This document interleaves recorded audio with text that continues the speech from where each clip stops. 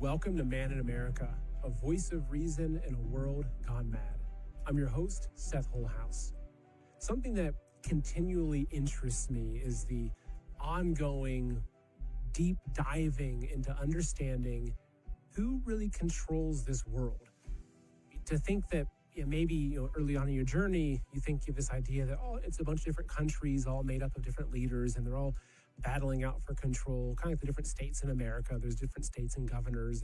But as you start researching, you start discovering that there are multiple layers and layers of control over top of these countries. There are the corporations, there's the banking, there's the military, there are different kinds of entities and shadowy figures and organizations and secret societies that are manipulating and controlling the world in ways that it makes it very difficult for us to understand. But whenever I find someone who's done deep dives into this kind of research, I'm always so fascinated by it. So my guest today is a lovely woman. Her name is Colonel Towner Wilkins. She is a former U.S. Air Force colonel, retired, who is absolutely brilliant, extremely well researched. But what we're going to be talking about today specifically is something called Operation Gladio, and why in her course of research, discovering Operation Gladio was one of the most important discoveries that she made in understanding how these control mechanisms are put into place around the world. And when you look at Gladio, it kind of opens up Pandora's box and understanding, oh my goodness, this is the playbook for overthrowing countries, for bringing in corporate control, and so much more. So in today's show, we're going to be diving into looking deep into the origins and the pyramids of control coming out of the City of London and through various countries in the banking industry and the drug trade and the CIA and so much more. So it's going to be a very fun and deep episode, so I hope you enjoy it. Before we get started, I just want to remind people that every show that I do is a podcast as well. So if you want to listen on Apple Podcasts or Spotify or whatever, just search for Man in America and you'll find me on there. Also, just a big thank you to anybody that's watching on Rumble and supporting a free speech platform. I think I'm currently under a strike right now on YouTube. I put up a video about the C word and how you can cure it without using the mainstream ways. And I got a strike, and so I think I'm currently banned from posting on YouTube for another couple of days or something, which is why it's so important that you are watching and following on Rumble, because the team at Rumble is amazing, and they've never once come close to censoring me. In fact, I get more encouragement from their team saying, hey man, good job. Keep at it. So if you're watching on Rumble, thank you. And if you are watching on Rumble, take a second right now, hit that thumbs up button. Just take a quick second. You're going to feel good. I'm going to feel good about it. Hit that thumbs up button, because it's important to see that you're engaged on Rumble and that you're liking the content. And if you really want to, leave me a comment on there. I don't always respond. I'm bad at that, but I read almost every single comment that you leave. I really appreciate the feedback, good or bad, that you give me. So anyway, thank you again, and please enjoy this interview with the Colonel. Colonel Towner Wilkins, it's an honor to have you on the show. Thank you so much for visiting us today. Thanks for having me.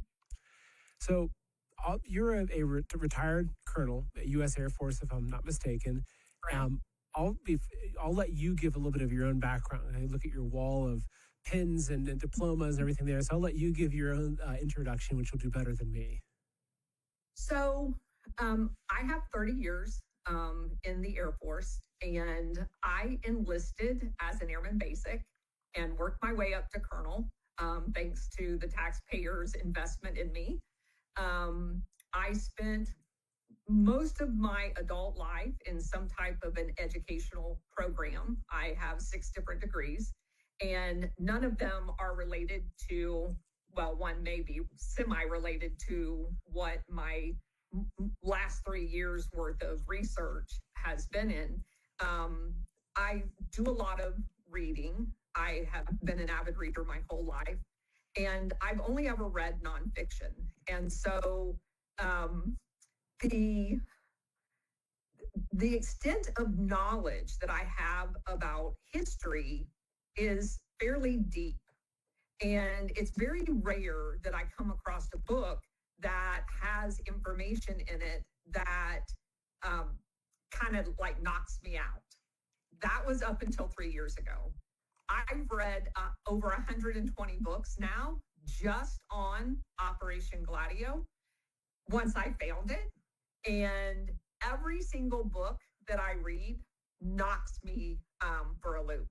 And it is so critical that people understand what it is, because you are seeing it play out in real world, like in Venezuela and what was happening in Bangladesh, because it involves a group of people that we, for the most part, don't even know their names.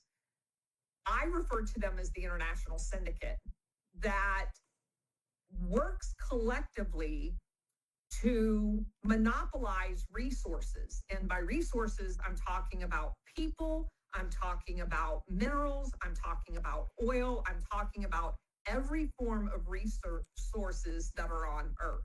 They want to control it. And that's kind of where I would like to start, because if people understand this life cycle, they'll understand so much of what they're seeing play out today.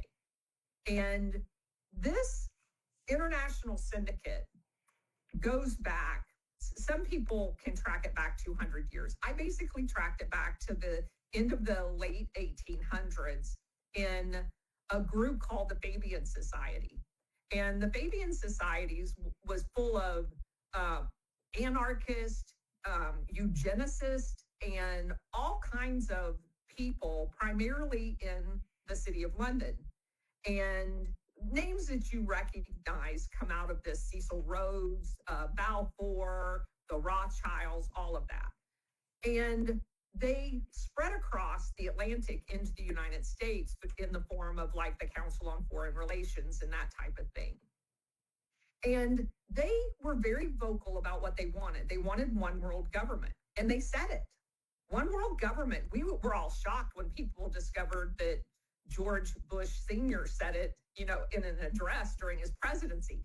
It goes so much farther back than that. And this group of people basically had set up a concept that these corporations, that they're on the boards of the transnational corporations, and that they control, at the time in the early 1900s, they paid for their own intelligence and their own mercenaries to go into countries like Iran and take over the oil, into Africa, and colonize them.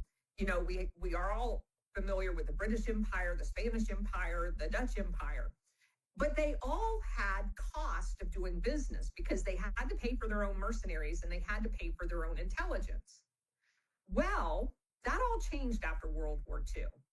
And oh, by the way, the Fabian Society said they'd have their one world government with 3 wars. So after World War II, we, for the first time worldwide, had standing militaries and central intelligence agencies all across the world. Every country set up a central intelligence counterpart. Well, that was great for the transnational corporations that are running this whole thing, because they don't have to pay for them now. That increased their profits tremendously. So now that cost was offloaded to all of the taxpayers around the world. We're paying for their intelligence and their military.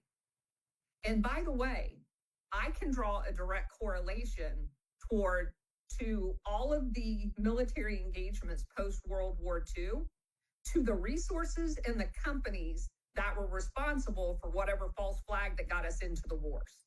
Okay? Okay. Let me jump in real quick, because I want to, it's okay, I'll do it periodically, because I want to make sure I'm following you. So first off, you seem similar to me, though, way much more well-researched, and that you just keep digging and digging and digging. And I imagine you're not researching birds. You're researching the global control structure. You're peeling back the veil of who's really running this world. And so that you're saying a couple of years ago when you discovered Operation Gladio, it's almost like you found their hidden playbook. You found the tools and the strategies that would be used. And so you talk about how in the late 1800s, the international, is it called the International Syndicate? Is that what you? Yes. International. Basically, you have this international syndicate and how they built this corporatocracy, this layer of these, multinational corporations that at that time had their own hitmen and militaries that they would then use these corporations to go in, overthrow governments, seize resources, etc. But then post World War II, in the advent of the intelligence agencies, Mossad, CIA, etc., CIA in Korea, the BND in Germany, yeah, every one of them. that they were then able to then have these corporations use these militaries and private contractors and hitmen. We're not even to the private contractors yet. Oh, okay. So kind of, part of this reminds me of what I read and what when I interviewed John Perkins, economic hitman, talking about how exactly Exxon had their own private military in Ecuador, and it's like, okay, that doesn't make sense, but it does. It does. So to make sure that I'm following, and I'll let you continue because this is like right up my alley in terms of what I'm interested in. Okay. So they've offloaded their expense account onto the taxpayers post World War II. Who did they hire to go into the CIA? They're not you and I. They're Wall Street bankers. They're Wall Street lawyers. They're college professors. These are the people that are like the Praetorian Guard for the transnational organizations. They're their foot soldiers. So they all have allegiance to these same transnational organizations, and they are who makes up the CIA. So it's very, very interesting. And of course, your senior military officers, they all go work for the military industrial companies after. So there's a grooming process that goes on in the military by sending our senior officers to the Harvard professional management and all of those types of places. And they're groomed to be the people that then transition into these multinational companies in order to perpetuate this cycle. Okay, so we've got that step. So now we have all of these on the taxpayer dimes. What happened after 9/11? What happened, well, actually it started after Desert Storm. We had, but it like peaked, back to your point about the private military. After 9/11, there's this explosion of private intelligence and private military companies, right? Because now we're operating in two theaters. Oh my God, we're overwhelmed. We were never overwhelmed. That was never too big. Number one, we shouldn't have been there, but it was never too big. Our entire military footprint was two theater wars. That was in the same theater. That was not passed, but they used that as an excuse to start privatizing and outsourcing from both the CIA. So now the CIA has a ton of contractors and the military has a ton of contractors.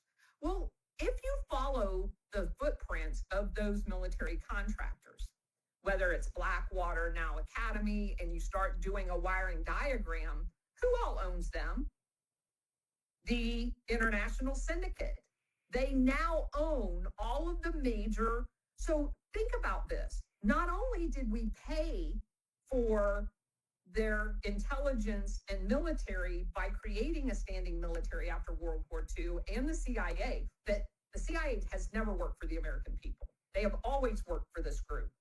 But now, through our taxpayer dollars being funneled through the DOD, now Secretary of War, and the CIA, and these companies who now has a direct line back to the international syndicate, they're profiting off of our taxpayer dollars. Oh, so they basically, are making a fortune.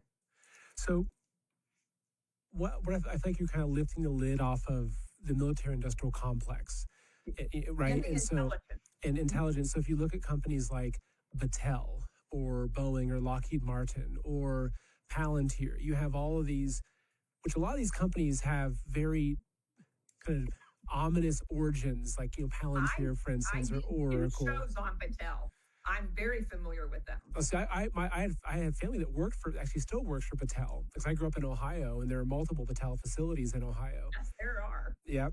And so basically, you have this small group of the cabal, the international syndicate, this small group of these power players, wealthy families, bankers, etc., they have these layers of multinational corporations with immense control that are, not even, they exceed the power of even countries and nation states because they're these Absolutely. global entities.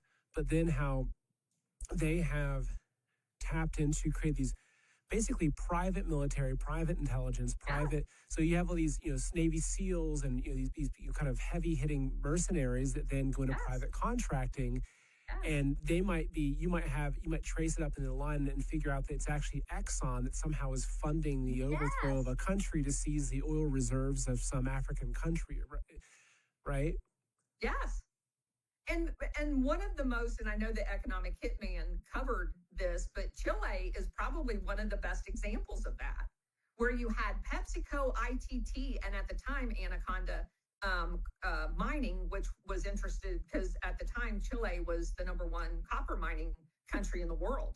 And they literally went to President Nixon and said, "We'll pay you to get rid of Salvador Allende." And who did they send? They sent the CIA. The jackals. And yeah. So let's go back. So now that you have the straw man, you have the actual concept, because that's critically important.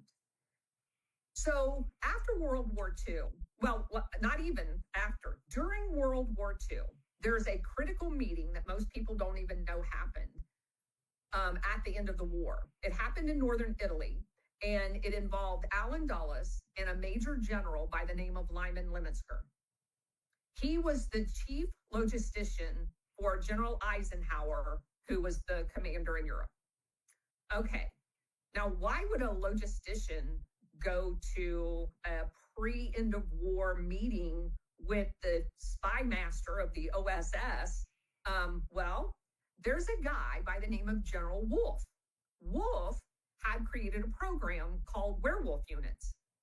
And werewolf units had another name called stay-behind units. And General Wolfe had Reinhard Gehlen, who worked for him on the Eastern Front. Reinhard Gehlen's number one trainer of stay-behind units, werewolf units, was Otto Skorzeny. And they went behind as the Eastern Front plunged into Russia at the during World War II. And they were planting stay-behind units. And their thought was that they would bury caches of weapons and train normal day citizens to be mercenaries, assassins, whatever. And they had explosive guns, money, and communication equipment in all these caches. And if the Russians pushed back, which they did, then the idea was these stay-behind units would pop up behind the front and sabotage them from the rear. That's why they were called stay-behind units. They were in Ukraine, Hungary, Yugoslavia, everywhere on what became eventually Eastern Europe. And they had them in France, they had them in Austria, they were everywhere that was under German control. So General Wolfe's deal with Alan Dulles was, we will turn over the map and the people involved in our program for the freedom, the rat lining out of certain high-level people that control this network. And we'll work for you. We, Nazis, will work for Alan Dulles in the future, and we will spread this tentacle all over the world. We'll put them in Iran. We'll put them in Korea. We'll put them in South America. And they did. They put them in Egypt. And I've been able to trace these networks all over. Now think about this.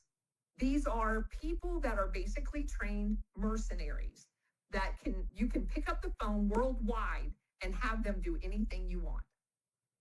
So that meeting happens. Lyman Lemonsker then goes back to Germany, and Dwight D. Eisenhower, who goes on to be president that uses this network, and says, here's what we're going to do. I'm going to set up and supply, get rid of the German munitions, and we're going to take the excess of World War II munitions, and we're going to resupply all of these stay-behind networks, and we're going to set them up in all of NATO. And so NATO sets up, and they have a secret agreement that Daniel Ganser talks about in his book, NATO's Secret Armies, that every NATO country has to sign saying you're going to set up Gladio units. Every NATO country. So every country that signed on to NATO set up their version. Now they're called different things. Like in Turkey, they're called gray wolves. In Portugal, they were called a ginger press. So they have different names. In France, they were the OAS. So they have different names. But Italy's program was called Gladio. And the reason you now generically call this entire infrastructure Gladio is because Italy first exposed it. They were the first country in 1990 to go, yeah, we kind of have Gladio and we kind of have been. So the whole auspices that they decided collectively they were going to use to sell this to the very few people they told about it is we have to have them because of communism. You know, this is literally the day after World War II stops. 50 million dead in the Soviet Union. They're not coming over the Volga Gap. They can't even get their shit together. So they're not a threat. Literally the day after, we've got this entire stay behind unit program adopted throughout Europe due to the communist threat that basically doesn't exist. And another point that I'd have to make at this point is when there was the term communist used, you have to be very careful. I'm not saying communism doesn't exist, but there has been a propaganda campaign that our government participated in that labeled anything they didn't like a communist. You see it happening right now. Now we're using Nazis, but that's kind of two wings of the same bird. Oh, you're a Nazi. Oh, you're a communist.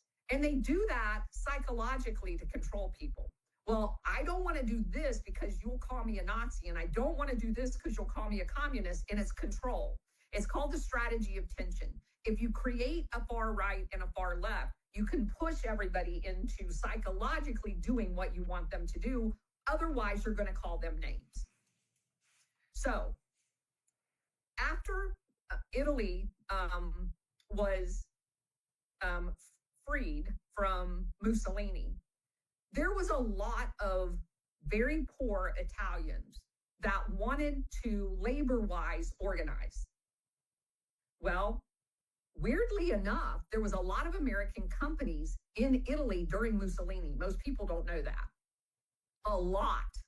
Because it was really totalitarianism or fascism where the corporations basically control everything. It's the mini version of what I just described. The corporations are all there, and they get a stick figure called Mussolini to run all of the terrorism and lock people up and terrorize them with their special police. And then the workers are all just exploited. So that's what Italy had been through. So as soon as the workers began forming unions against these transnational presence in Italy, they were labeled communist. And whether that's the appropriate term for a laborist who basically wants a fair wage, you can debate all day long. But they were not communist as what you and I have been brainwashed to believe. They did not want the government to own anything. They wanted a fair wage. So they were labeled a communist by the CIA immediately. And then the CIA spent $35 million in 1948 to elect the president that was favored joining NATO as opposed to the one that was running against them that did not want to be in NATO. They didn't want to be in anything. They had just got rid of Mussolini. They just wanted to be free. That was not acceptable because we have to have everybody in NATO. And you see that playing out right now. We're in Georgia. We're in Slovakia. We criticize Hungary all the time because he opposes the approved talking points of NATO. So literally everything I'm telling you right about this happened 80 years ago is still happening today, which is why you have to understand it, because it makes everything going on today make so much more sense. Okay, so that's the very first election interference the CIA participated in 1948, literally right out of the gate. So now we have these stay behind units, and everybody signed up to be part of it. And so I had been researching this for about a year, and I was sitting reading a book, and I just like threw myself back in the chair, and I'm like, holy crap, we're in NATO. Where's our stay behinds? Who's our stay behinds? We had to sign the same document. So then I went off on this rabbit hole that I'm still in, that I looked at so let me just make this point too. So while we use communism as the mechanism to justify setting these things up, never once in 80 years were they ever used to combat communism. Not once. They were 100% used to create domestic terrorist events to control the people within the country. 100% of the time, they created terrorism domestically to effect change in their own people. So in Italy, you had the Bologna bombing, you had the train station bombing, you had a bank bombing, you had cops assassinated on the street, all initially they were all called, the Red Brigade did it, it's communist, they're going to destroy our country. Not a single instance was it a communist that did any of those domestic terror events. Every single one of them was done by Gladio. And if you recall, when John Paul II, his attempted assassination in the Vatican, do you remember that event? No. Where he was shot? John Paul II, when the Pope was shot? That was a Gladio operator from Turkey. He was a member of their Grey Wolf unit. So they travel. They travel amongst themselves. 2 French OAS agents was in Dallas when JFK was assassinated. What their role is, I don't know, but it has been verified 2 of them were there. So basically, okay, so you have these stay behind units, which is really, it's somewhat of like a fifth column, right? It's this. Think Antifa. Think Antifa. Exactly. And so you have these units that I'm sure these units have infiltrated the far left and the far right, because it's again, it's a pincher movement, right? Hidden from both sides, strategy of tension, right? And so what they've done is that they have used these units to create, to have, false flags, etc., to, Galen dialectic, problem, reaction, solution. The towers are down. Blame the Muslims and bring in the Patriot Act, right, to protect us from the Muslims, right? Exactly. And so you've seen the same pattern play out all over the world, especially looking at NATO countries to kind of bring us together, with the seat of a lot of this power coming out of the City of London, through the banking families, etc. All roads lead to London. Yeah. Yes. And so then what you're seeing and how you're tying it to now, looking at America now, even as recently as the Charlie Kirk assassination, right? Which to me, there's no way I believe that it was just some lone gunman. It's like, it was a JFK 2.0. All of a sudden, everyone's like, it was a lone gunman. It's like, okay. Same as Has it ever been a lone gunman? Exactly. Same with Butler. It's like, just a random kid that, okay, there's no way I believe that. Never and so, a lone gunman. So you're seeing these same patterns, though, playing out in America and creating this. And while a lot of people will then, it's funny because what I've found in researching this is that there's so many layers to this. And some people might scrape past the first layer of deception and say, it wasn't the lone gunman, it was the CIA, it was Mossad, right? But even that, though, is still just another mask that's hiding and it's hiding and hiding. And so they have these layers, but they're using the intelligence agencies. But as you mentioned, it's not the intelligence agencies that we think of that are controlled by the U.S. government. These are rogue agencies that are being run by. I wouldn't go that far. There is a direct line from the U.S. government to the CIA. I'm just telling you, they ignore it. Yes. Oh, I see. Okay. So it's a proven fact that in the past, both in Chile, Guatemala is a great example. When we overthrew the government in 1954, the year after we overthrew Iran in 1953, in Guatemala, you had CIA agents on the ground, and there's declassified cables saying there's no communists here. you know, there's no communists here. Yet all of the official intelligence assessments produced in Washington all called him communist. He has communist affiliations. It's the hallmark, stealing John Brennan's line, it's the hallmark of Russian disinformation. It's the hallmark of communism.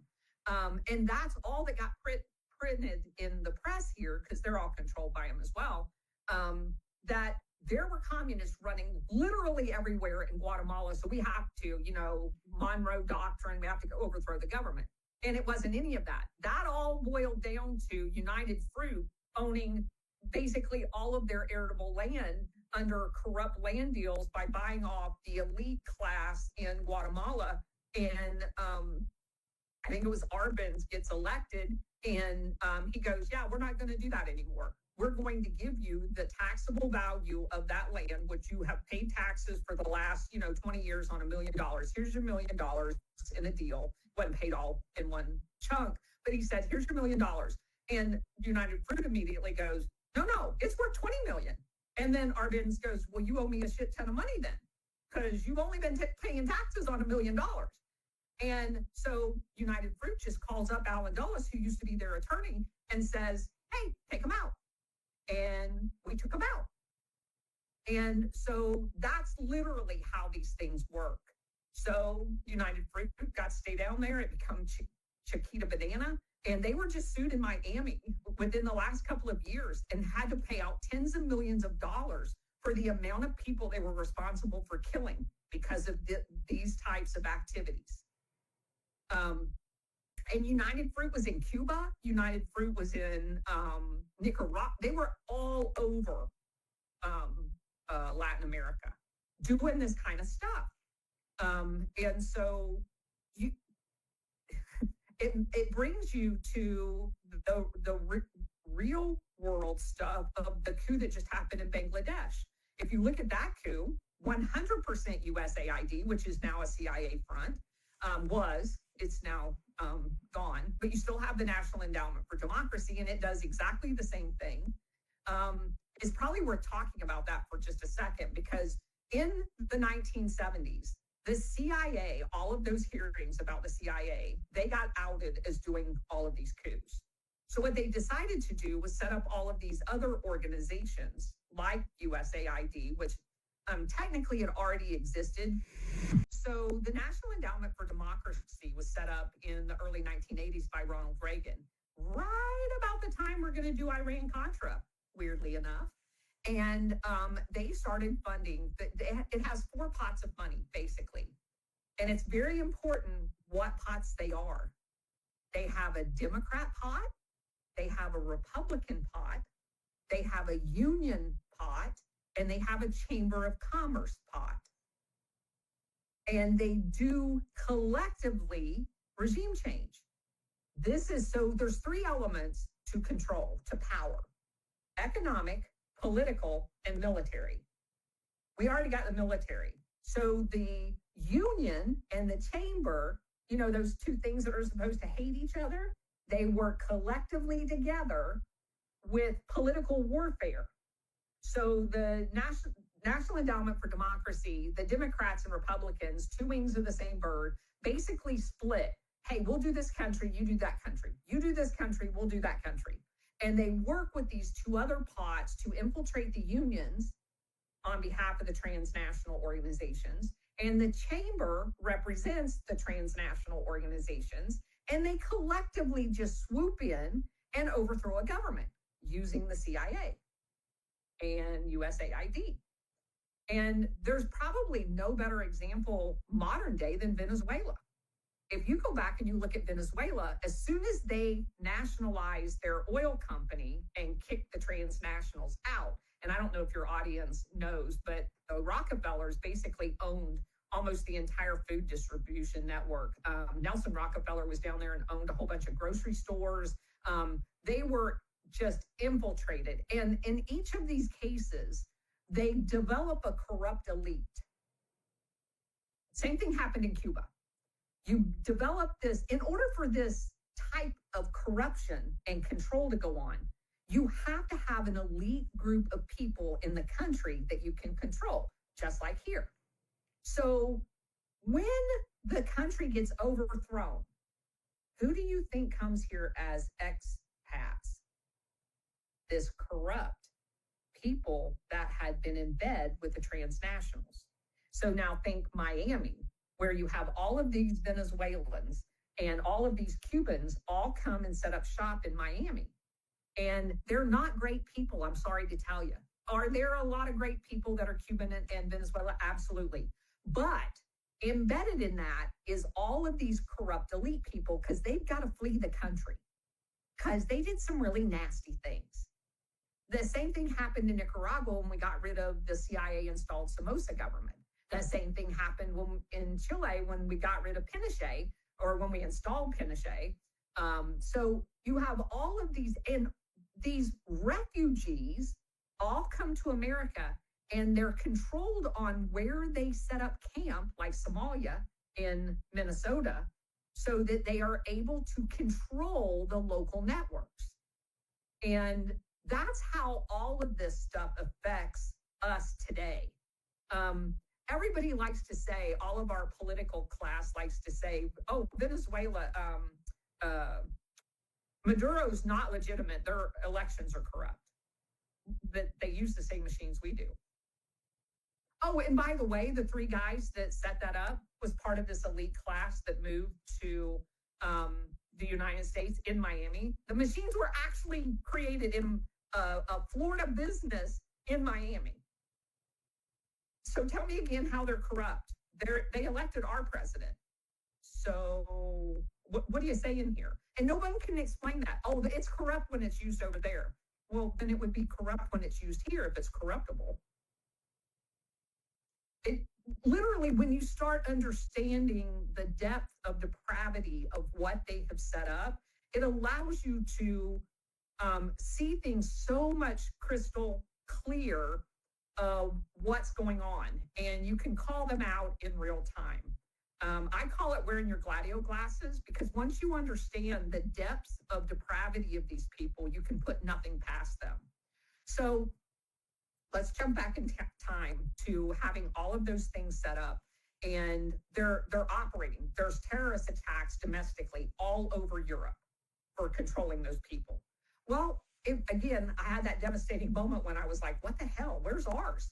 So if you go back, and you made the brilliant point of them being on the left and right, okay? So on the left, you might recall the Weather Underground and all the domestic terrorists. And then on the right, you may recall the Cuban exiles, right? Those were all, and all of them, especially the Cuban exiles. I mean, there's so much documentation on them being directly changed or trained by the CIA. And then they were forward deployed wherever they wanted them. We had Cuban exiles fighting mercenary wars in Angola under Reagan. We had them in Nicaragua under Reagan. We had them in El Salvador setting up death squads, killing people, which gave the birth to MS-13. And we had them in Colombia. And what did that buy us? Oh, the Crystal Triangle of Peru, Bolivia, and Colombia. So let's take that for just a second. If you go back, this is a big undertaking. Post-World War II, how did they fund all of this? Yeah, we got some weapons as surplus after World War II. The Marshall Fund had a covert funding element, and it and the Rockefeller Foundation were the initial fundings for NATO's secret army. They used part of the Marshall Plan fund to set it up there. But as I told you, it was literally set up everywhere. So real quick, so the Marshall Fund, wasn't that post-World War II? It was a kind of a global investment strategy to rebuild the world after the war. Okay, Yeah, Europe primarily. Okay. So shifting theaters over to Asia. We have OSS detachments over there. We're in China, we're in Vietnam, we're in Korea. And Paul Helliwell was a colonel, and he was in the OSS in China. Well, at the same time, China was fighting to get rid of the Japanese out of China. They were fighting a civil war with Mao. And we obviously know they lost that war. When one of the warlords in the southwest area by the name of Chiang Kai-shek, For Taiwan, right? Yeah, let's get to that. So Chiang Kai-shek's, he had Tidwell over there, but also Paul Helliwell. Paul Helliwell's like looking around going, dude, you're funding this war with selling opium. What a great idea. You can buy a crap ton of weapons with cash money on the black market. Hey, Alan Dulles, you know that stay behind thing that you want to set up? How about if we fund it all covertly with drugs? Alan Dulles goes, that's a great idea. So why don't you figure out how all that works over there? So lots of luminaries go over there. One of them that I came across that I'm just totally fascinated with is a name you've never heard. Have you ever heard of William Pauly? No one has. He's like this big villain behind the scene that no one has ever heard of. William Pauly was presented as a multi-millionaire. He had the Curtiss aircraft franchise for Asia. He's one of the original funders of the Flying Tigers. He's the original guy behind Air America. He's the guy that actually put up the money for Sea Supply, the ships that eventually Chiang Kai-shek gets to float all of his opium around. He's a linchpin figure in that. And you will also find him as a sugar plantation owner in Cuba, you know, where we send all the drugs from Asia to be processed to come into the United States. Oh, he's there too. He owns the bus line. He owns the airline. He owns the everything there. And he's this guy that just mysteriously keeps popping up everywhere. I'm like, okay, so we're over in Asia. We're taking care of Chiang Kai-shek because we don't want to lose him. He's our opium guy. And he obviously loses to Mao and he gets kicked out of China. So we put him up in Burma. Well, the Burmese government allows him to operate there for a little bit of time, but there's all kinds of chaos because he's a drug lord. And we set up shop, Paul Helliwell sets up shop in Thailand. And so we're going to use Thailand because we spent $35 million paying off the national police and the seaports there and the airports so that nobody checks anything coming in and out of Thailand that has an American stamp on it. So that's going to be our processor. So when the Burmese government got tired of Chiang Kai-shek, the CIA is looking around going, okay, where can we put him? Oh, there's this little island over here called Formosa. And we're going to go over there and we're going to set up shop there. So they did. And they just flipped the shingle and said, okay, it's not Formosa anymore, it's Thailand or Taiwan. And, oh, by the way, I didn't know this. And again, I'm just embarrassed that I didn't because I have a master's degree in strategic studies that supposedly studied the entire world. But Taiwan is not just Taiwan. Taiwan is like 7 other islands. And put the KMT army of Chiang Kai-shek on every one of those islands off the coast of China. And they spent the next 40 years attacking China with our money and the CIA behind it, constantly attacking China. And so as soon as Chiang Kai-shek gets set up there and all of the promotions are going, yeah, no, we're not okay with this. Number one, he's a Chinese general on a Chinese island, and somehow that's not China. And the Formosans are going, yeah, we didn't elect him. We don't want him. We thought you were all about democracy. And they're like, yeah, well, shut up. And so the KMT army killed tens of thousands of Formosans who rose up against the installation of a dictator. Because the very first thing Chiang Kai-shek does in Taiwan is implement martial law.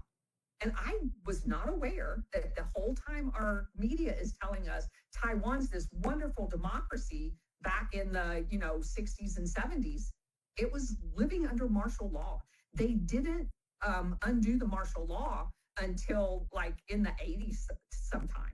So from post-World War II until the 80s. Oh, and by the way, after they did that, And so now we don't have like a controlled dictatorship and no way of making it a critical element in our infrastructure. We mysteriously decided that's the best place out of the entire world to put microchips. So if you're Intel and you want to look for cheap labor, are you going to do it 5 seconds away from communist China? Not if you're a smart person, but that's not what that decision was made for. That decision was made for so that we can keep Taiwan under our control and be a pain in the butt to China forever. It's an ongoing strategy of tension. And so now we've got the opium set up, and we're trafficking opium out of Laos, Vietnam, because we put the French back in there. We didn't give them their freedom either. And we were never about freedom in any of these situations. It's never about democracy.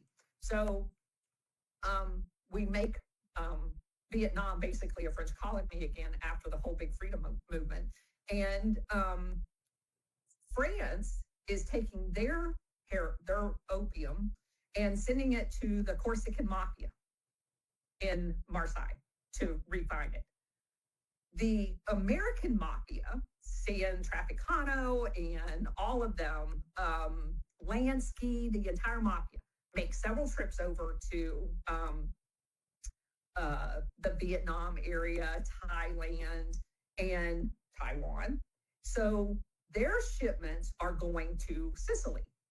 Now, Sicily's mafia, their labs are not number 4 grade heroin level.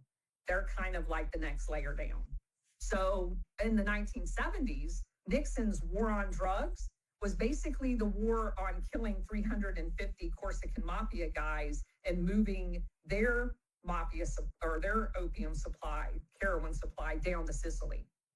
So it was control of drugs, not elimination of drugs. So now all of it, and they figured out they got the refinement situated. So all of the Sicilian heroin is coming into Cuba in the 50s, right? With the Batista, because we overthrew that government too and installed our puppet there. So Batista's got the mafia down there. They own everything. I just explained that with William Pauly as just one example, but there's a whole bunch of William Pauly's down there. And I had, when I got to this part in the story of the research about 2.5 years ago, I had somebody, when I was doing a Rumble show on it, say, hey, did you ever figure out what the oranges were all about in The Godfather? And I'm like, I don't remember oranges in The Godfather. Yeah, they were in every death scene. So of course, I had to go back and watch The Godfather, and I'm like, oh, that guy gets killed. He falls back into this thing of oranges, and they're talking about hitting somebody, and the only thing in the whole scene is this bowl of oranges in the middle of this very long table. And I'm like, oh, crap, I didn't even recognize that. So I'm reading a book, and I find out that the preferred way of shipping the refined heroin into Cuba was in plastic oranges. So I got on, I think I was still on True Social at the time. I got on True Social, and I'm like, I figured out the oranges. So it's been quite a journey. So anyway, that's the reason why we wanted to keep Cuba, is because we were using that as a drug processing place. And here's just a quick search. There's always theories online of why the oranges are so important in The Godfather. It's interesting, right? How the oranges are the powerful symbol of death, but it's like what you say makes way more sense. Everything to do with heroin. Interesting. Yes. Okay. That's how they were doing it. So as you, really, it's like, as you're describing all of these different elements, what I'm seeing is basically you're almost like we have a whiteboard, and you're just kind of mapping out how the global syndicate operates. It's through military intelligence agencies. I'm sure it's heavily into big tech and into the Wall Street and the venture capitalists and the funding and InQtel and these kinds of things. But it's also drug trade, running the drug trade, which they learned from China. They launder their money at big tech and stock market. Well, they money launder now. It's more in the big banks. They set up fake banks. One of the banks that Paul Helliwell set up specifically in the Cayman Islands was called Castle Bank. You find all kinds of very interesting people at Castle Bank, to include Paul Helliwell. But did you know, and at the time, so these were set up like in the early 70s. BCCI, have you heard of that bank? Mm-mm. Okay, the Bank of Credit and Commerce International was set up by a Pakistani guy. It was registered in Luxembourg, but actually ran out of the City of London. They became, within a couple of years of existence, the 7th largest bank in the entire world. And the entire thing was a CIA operation. All they did was launder drug money. At 7th largest bank in the world. They laundered drug money and weapon sales money. Illicit weapon sales. Oh, and people. And they also had, so that bank was set up primarily to deal with Afghanistan and Asia money. They also set up, well, primarily the Middle East, because at this point, when that was set up, it was Afghanistan, Turkey, and Northern Iran had a whole bunch of opium in it too. Then they set up Nugent Hand Bank in Australia to deal with the Asian money.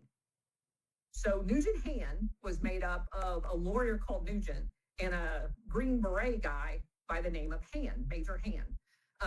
And Major Hand took care of the weapons and deals, and Hand was the money guy for the drug money. And both of those banks, along with Castle Bank, was all set up by the CIA to do nothing but money launder.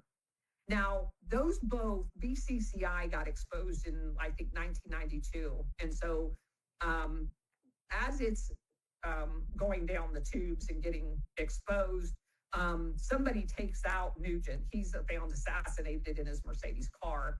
And so the big banks basically take over. If you just do a search on money laundering of large banks like UBS, HSBC, Credit Suisse, Chase, who we know is just involved with Jeffrey Epstein, you're going to find that there's like trillions of dollars in money laundering and no one ever goes to jail. They pay a fine. And the fine is like not even 1% of the money that they're found guilty of money trafficking. That's because it's controlled. The entire thing is controlled. They know there's going to be a cost of doing it and they don't care. So when you get, Asia obviously is still in play to some extent, but that starts winding down after the Vietnam War, right, in the 70s. So where do we go? We immediately flip to Afghanistan, and we've got to get the opium going there. So we basically bait the Soviet Union in, and that's a whole story as well, because there was a false flag involved there too. And by the way, we overthrew the king there too, in order to get our puppet in there to get him to do what we wanted for the engagement with the Soviet Union. So now we're in Afghanistan. Opium just skyrockets there. What happens after we pull out of Afghanistan? The Taliban takes over. And the Taliban, you've been taught, is the really, really bad guys, right? Well, in 2000, do any search on any search engine and ask for the 20 years, 10 years before and 10 years after the year 2000 on opium production. You're going to see that in the year 2000, it basically goes away. Well, what happened? Oh, 2001, 9/11, and we're back in Afghanistan, and it skyrockets to peaks that it had never seen before. So I don't think that's a coincidence. And so after we kind of get that going back again, we move in the 80s down to late 70s, early 80s, down to the Crystal Triangle. So we've got the Golden Triangle, the Crescent Triangle, and now we got the Crystal Triangle down in South America. And it's primarily focused on the coca leaf creating cocaine. Now, here's one of the observations, just to get the whole loop in here. I had no idea until I started doing this project, the amount of chemicals that is required to make heroin and cocaine. It's tons and tons. It's a very complicated process. And as a matter of fact, if you just look in Taiwan at how many pharmaceuticals, because that's how they hide them, they're chemical or pharmaceutical labs. There's a crap ton on a tiny island of pharmaceutical. What are they manufacturing there? So when I got to the Crystal Triangle, and I didn't even know there was a thing until about 6 months ago, but it's actually the name of it. You look at Colombia and you go back to the late 70s. Well, if it takes tons and tons of chemicals and they have no chemical production capability in anywhere in Latin America, where's that chemical coming from? Oh, the United States, the same transnational syndicate. So they're just mysteriously shipping a crap ton of the 4 chemicals it requires to make cocaine, and no one says anything? Well, eventually somebody said something and Congress forbid them from doing it. And they knew all along, but until somebody said something, they didn't care. And then you see some joint ventures over in China of US companies and chemical companies in China. So then where did all of the chemicals start coming from? China. But DuPont, Dow, all of those chemical companies were involved in this, and they knew they were involved in it. As a matter of fact, one of the DuPont direct relatives, his last name because of marriage, it was a female DuPont to a male Hitchcock. He literally is the guy that was selling all the LSD to the CIA for MK Ultra. And there's so many of these companies that are like the rubber companies, the Goodyear, Goodrich were involved in the machinations in Vietnam. There were big rubber plantations in Africa, which is the reason why we overthrew a bunch of countries there. Rubber in Brazil, we overthrew that country in like 1963, all for these resources. So now we get to Colombia, and I just spent like the last 6 months really focusing on that whole operation. And that's why when the recent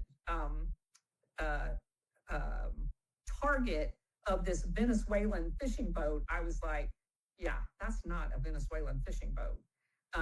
You may have put a couple of Venezuelans on a boat, but that they don't make cocaine in Venezuela. They make it in Colombia. Depending on who you ask, the lowest number I've ever seen is 82%, but I've seen as high as 98% of all cocaine in America comes from Colombia. And so I'm like, there's a Colombian in there somewhere. And so like hit number 3, the Colombian government announced, hey, you took our people. And I'm like, bingo, I knew there's Colombians in there somewhere. But Colombia is the heart. So as soon as that happened, I told my audience, you're going to see 3 things happen. There's a formal agreement with anybody that is a large producer of drugs, which Colombia is, that you will sign an agreement saying that you will work with us to eradicate drugs. I said, that will be pulled. It happened. The next thing that will happen is all foreign aid will be cut off to Colombia. That's happened. The next thing is going to happen is we're going to go in there and dismantle every freaking thing in Colombia that has anything to do with the production of cocaine. That's what I'm waiting on, because until that happens, the entire country of no one president, even if that guy's a good guy, can take out, because there's a narco elite, and their Gladio program in Venezuela has 20,000 paramilitary trained to protect the drug trade. 20,000. And you got to take them all out. They've not ever done anything other than be a narco guard. That's all they've ever done their entire life. And the US and the CIA trained them. We literally bring them here to train them. We go there and train them. We train them to do exactly what they're doing. And so I've got a million questions, but I'm going to try to narrow myself into just a couple. But my big one is, how do you make sense of all this in terms of America today with what's happening in our country and looking at the tension, looking at the racial tension, the Charlie Kirk assassination, the the stabbings of people like Irina, the one that was stabbed on the bus that became viral, and I mean, just it seems like from my perspective, what we're seeing in America is we're seeing the tension. Like if you could measure tension, you're seeing it go up and up and up and up. So how do you make sense of what's happening right now in America, and what do you think comes next? So I would take you back to the first Trump term because we experienced much the same thing. That's my gauge of whether they're with the syndicate or they're not with the syndicate.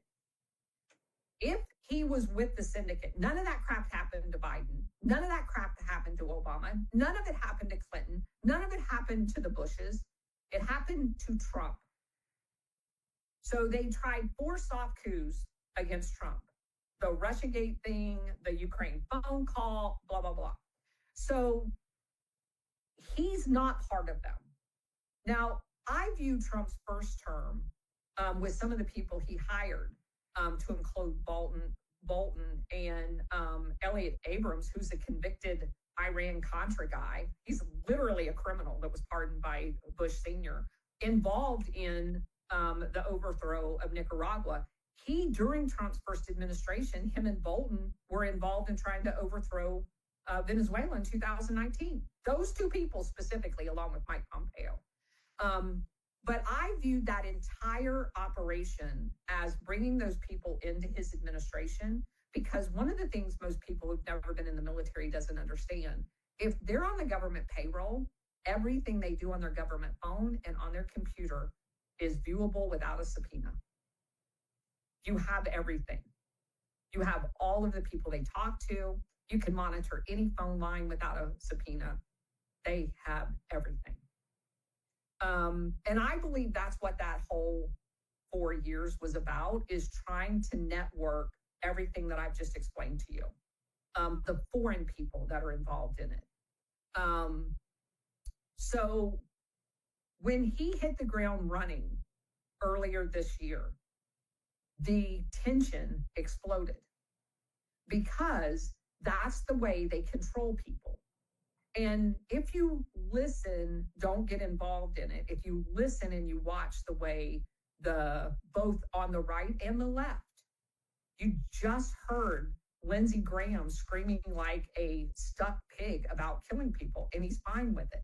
And you have the people on the left screaming about killing people. They are doing this on purpose to get your emotional temperature up so they can control you. Oh my God, please save me. I don't like all of this tension. And then you just look for the government, for the people that can calm it back down. And it's not going to be the people that are going to fix it that are going to calm it down. The people that are going to fix it is going to have to do things like ICE is doing right now to get those people the hell out of our country. That's not going to be emotionally satisfying for people who have been taught to watch all of these stupid reality shows that hook them emotionally, and they're on this artificial emotional high on social media literally every day. So if those people are doing the things, the people that are hooked on the emotion are going to fall for it every single time. What you have to do is disengage yourself mentally and evaluate what is happening on what's best for your personal individual interest. Having illegal aliens, especially the criminal ones, but all of them, out of this country is beneficial for every single American. And regardless of how much pain it's going to cause, every single one of those people are bringing that pain on themselves by staying here. They are all free to leave. They get money to leave and a free ticket. If you choose not to do that, then, and I think that whole thing was brilliant. You know, initially, because I'm very fiscally conservative. I was like, why are you paying them? Just stick their butt on an airplane. And I'm like, no, that's brilliant. That's really brilliant, because now people who are like me will go, they were willing to pay you and you're still here.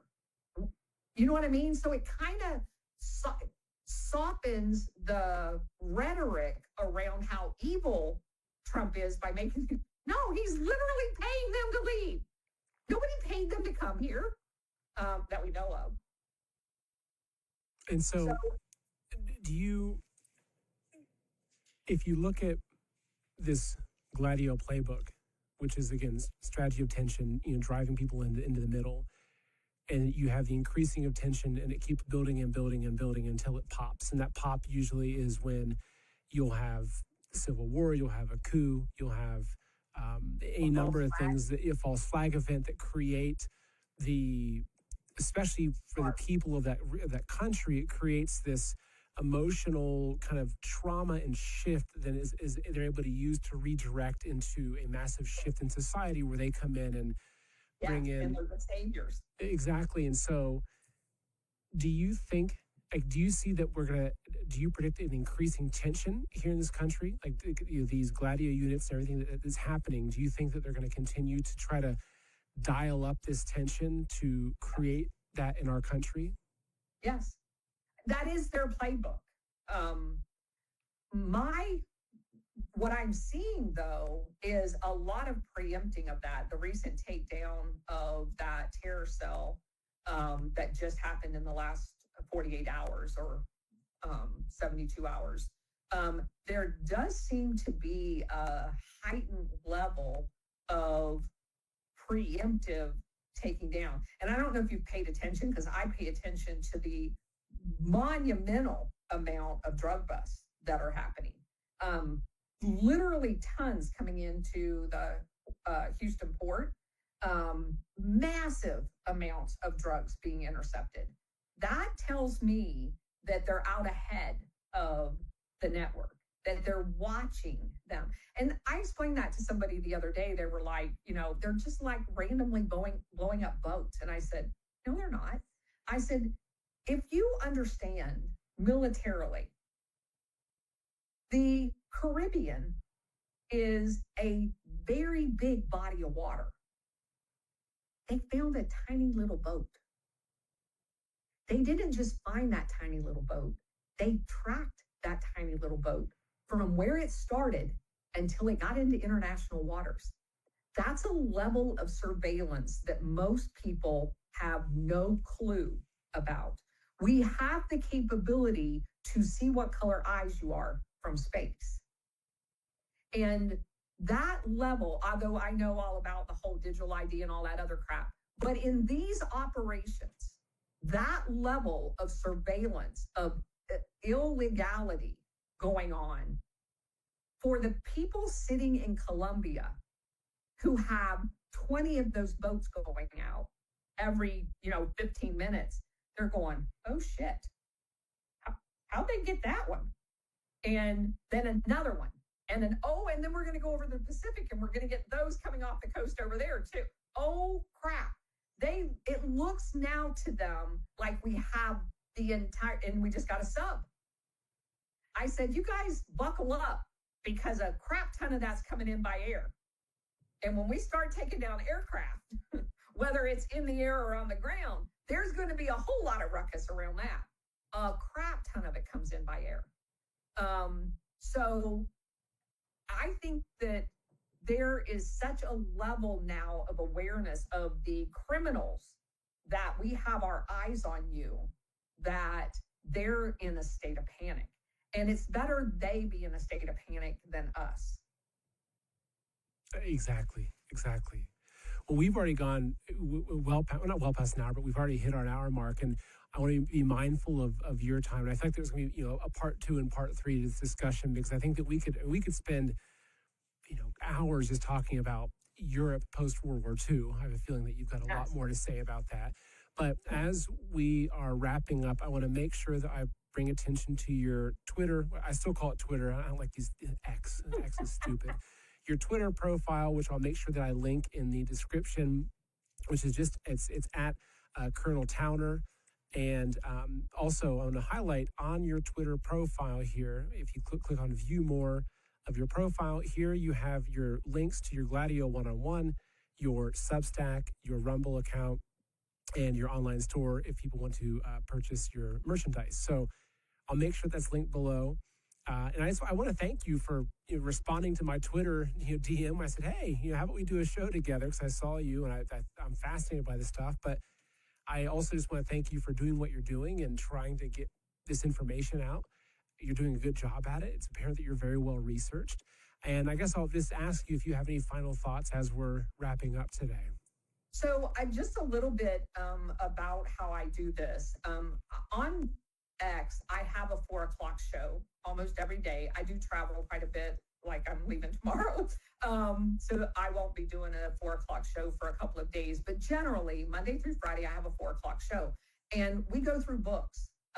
Like I said, I've read over 120 books on this. So I pick out from those books that I've read. They're all on my Rumble and we have them organized. If you go on a laptop, not your app, there's a playlist button and it drops down each book that I've done and all of the different parts of that book. Currently, we're doing a book by Anya Parapil. I'm not going to pronounce her name correctly. That's called Corporate Coup, and it's all about Venezuela and its recent history. We will follow that book. Yeah, there they are. We will follow that book by this book here called The Mafia, the CIA, and George Bush. That's going to be our next book when we get done with Anya's book. And this book, The Mafia, CIA, and George Bush, is all about the failings of the savings and loans.